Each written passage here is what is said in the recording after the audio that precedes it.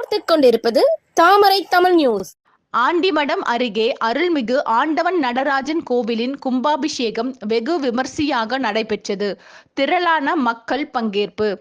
அரியலூர் மாவட்டம் ஆண்டிமடம் அருகே இடையக்குறிச்சி கிராமத்தில் அமைந்துள்ள பிரசித்தி பெற்ற அருள்மிகு ஆண்டவர் நடராஜன் சிவகாமி அம்பிகா சமேத அடைக்கலம் காத்தவர் திருக்கோவில் புனரமைக்கப்பட்டு கும்பாபிஷேகத்தின் தொடக்கமாக சிவாச்சாரியார்கள் மந்திரங்கள் ஓதி கணபதி ஹோமத்துடன் யாகசாலா பூஜை நடைபெற்றது.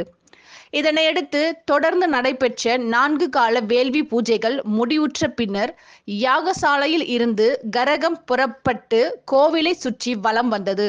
இதனையடுத்து கோவில் கலசத்திற்கு சிவாச்சாரியார்கள் வேத மந்திரங்கள் ஓத, புனித நீரை ஊற்ற பக்த கோடிகள் அரோகரா கோஷம் ஒலிக்க காலை 10:20 மணி அளவில் கும்பாபிஷேகம் நடைபெற்றது.